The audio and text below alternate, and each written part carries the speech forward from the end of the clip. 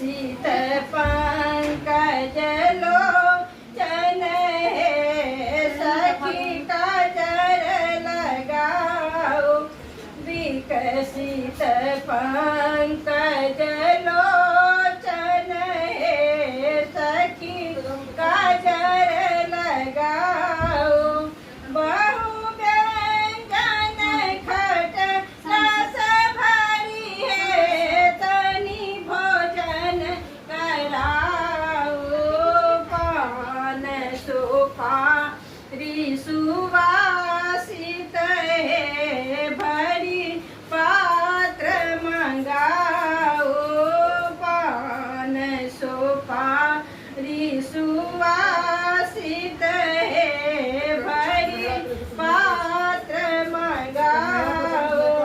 आज प्रेम रस पूरित है रचि विनय सुनाओ हरे कृष्ण शुभ को कर हे सब मोद मनाओ